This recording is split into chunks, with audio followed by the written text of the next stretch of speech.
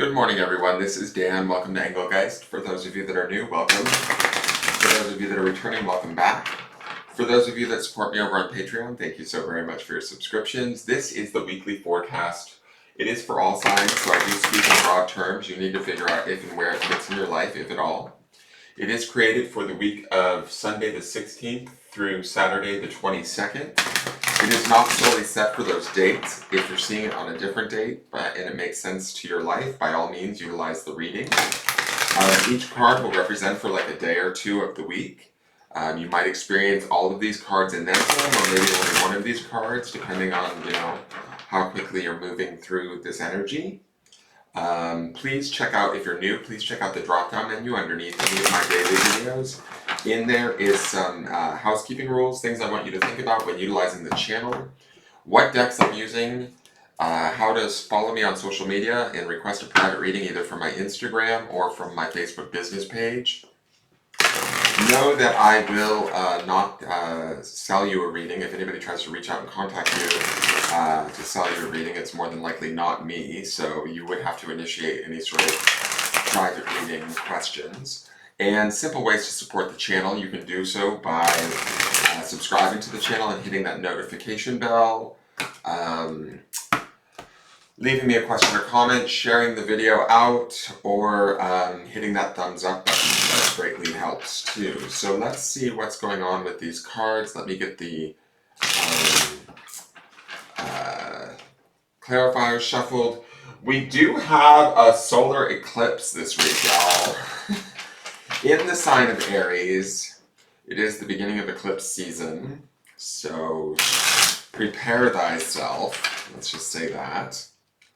And let's see, it is a new moon too during that eclipse, so it's like, my understanding is it's like a new moon on steroids with the eclipse happening. So prepare yourself in whatever way you see fit.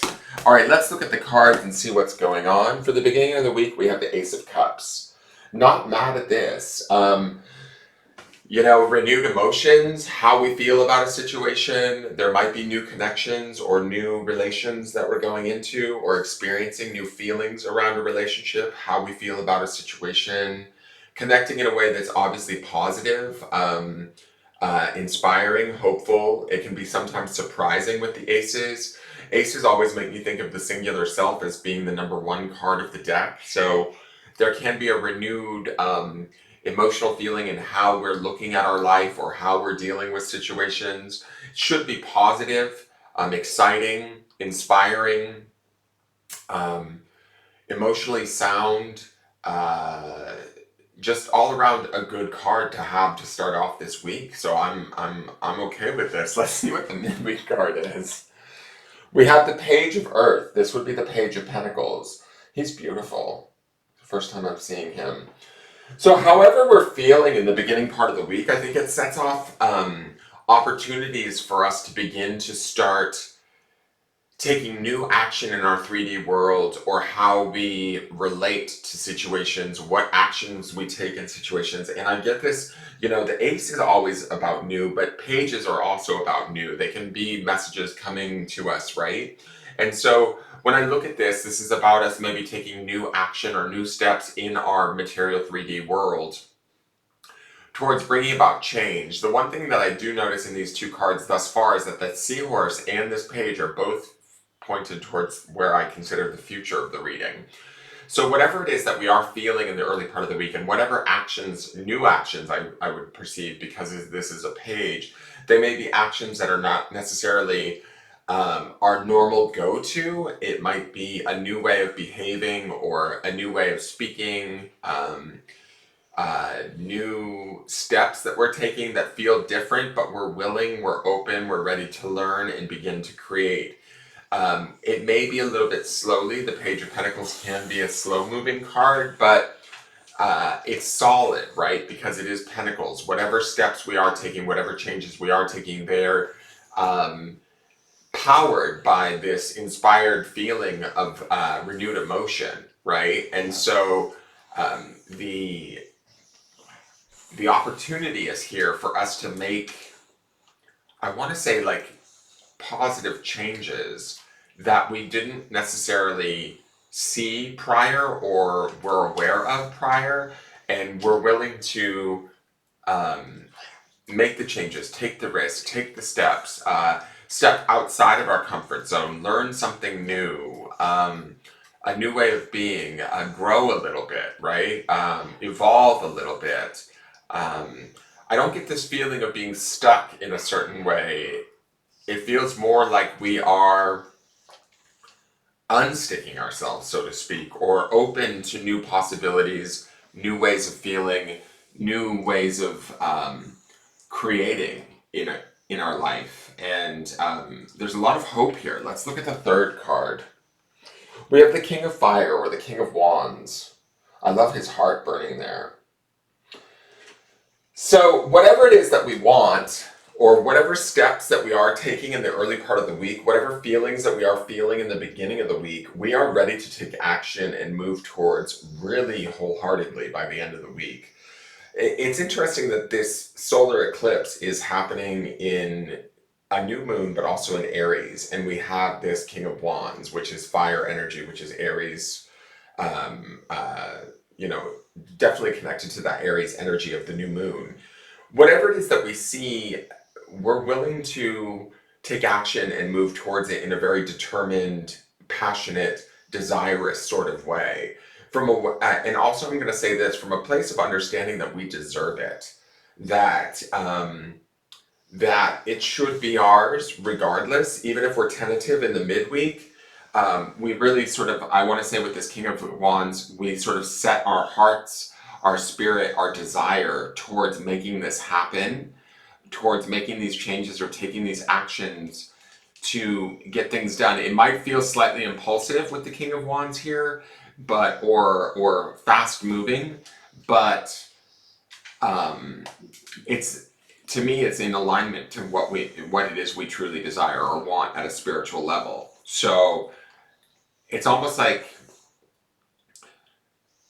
we may start off slow, kind of with that Page of Pentacles in the midweek, but we're kicking off like with all cylinders firing by the end of the week, heading towards whatever it is we want, or whatever changes we want to make, whatever outcomes we want to see, with a determination, with a fiery passion that burns within us, right? In a good way, is my feeling. Sometimes the King of Wands can be seen as selfish or impulsive, but I don't feel that with this. I feel like he almost feels very spiritual to me and very heart-centric. It's that burning heart there. He feels very much like he has wisdom that I don't necessarily always associate with the King of Wands. I mean, all kings have wisdom because they're kings, but this guy gives me a little bit of a Confucius feel to it. So I feel like he has this depth of spiritual wisdom within him that drives him, that stems originally from his emotions and then from the newness of taking action in the 3D. And once he begins to take that action, it's like, okay, now we see our path. Let's move forward, and move forward quickly with determination. Let's look at the Rose Oracle. It is the child within. Inner mother, innocence, gentleness, and tenderness. So the child within would be the Page of Earth, or the Page of Pentacles there in the center. With the Ace of Cups and this woman's face peeking through this child within, it is about this rebirth this week. And it may be that influence of the new moon in Aries. You know, Aries is the first sign, which would also represent the child. And so there is this turning over, I feel like, not only in our emotions, but also in the actions that we take in the 3D, and then the desire that we get from the King of Wands, where the determination is just like huge and, I don't want to say one-sided, but singular in its purpose, if that makes sense. And we're listening to our, you know, internal wisdom, but also maybe the internal truth that comes from a very pure place. That is the child within in this card. It's like emerging out of the clouds, the confusion, the, you know, whatever it is that we've been dealing with leading up to this point. We're kind of waking up is the feeling. And once we're awake, we are willing to show up and then almost be set on fire towards the pursuit of whatever it is the realization we are waking up to. Okay, let's go to the clarifiers really quick. We have Seven of Swords, liar, cheater, stealer. Wherever there's been an untruth, I think that truth is coming free or being shaken free. The Four of Cups. So I get this feeling that we have been held back either by the misinformation of others or our own misinformation, our own inability to truly feel free, honest, available to what's been going on around us. I feel like this Seven and this Four are in the past. Like this Four of Cups is where we were. This Ace of Cups is where we're shifting into. This Seven of Swords can indicate, to me, maybe an area where we have not seen everything for what it truly is. And I think that we're waking up to that this week. And ideally getting ready to take some action. And then the last card is the Eight of Pentacles, which would be about taking 3D action at a focused sort of space. But I also get a feeling that these clarifiers are leading up to these main week cards, which is not usually the case in my readings, but I feel like this is where we've been held back. This isn't necessarily a hold back, but we've been maybe concentrating on the details, doing what's right in front of us, working forward bit by bit, step by step, and in doing so, we've opened ourselves up from the Four of Cups into the Ace of Cups. We're now willing to take, even bigger steps, although they may not be that big, through the Page of Pentacles.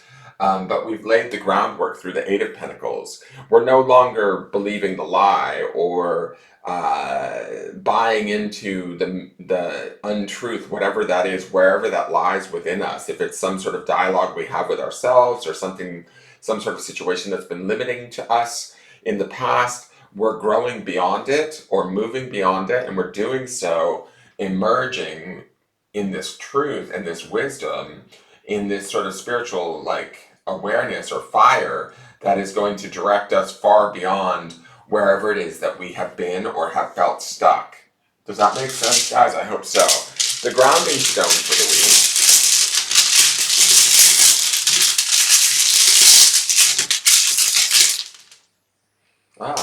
Okay, I'll take it. Is believe. So I think that we need to believe in ourselves, obviously. We need to believe in the dream, what it is that we want, and what it is that we feel this week, what it is that we're capable of, even if we're unaware completely of what that capability is in the midweek with that Page of Pentacles there.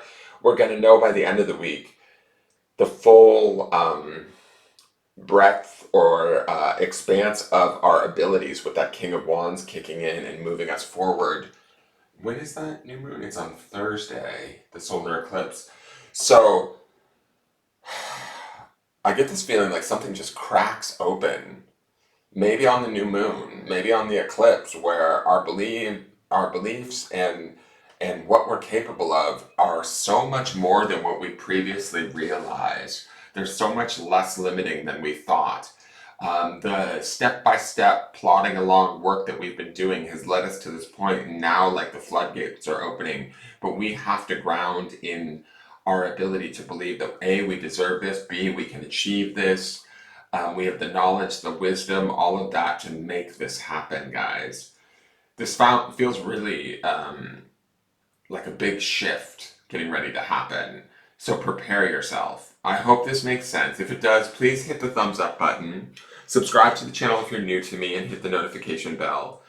Leave me a question or comment and share the video out. I look forward to seeing you guys tomorrow to see how the energy changes. And have a wonderful day. Take care. Bye-bye.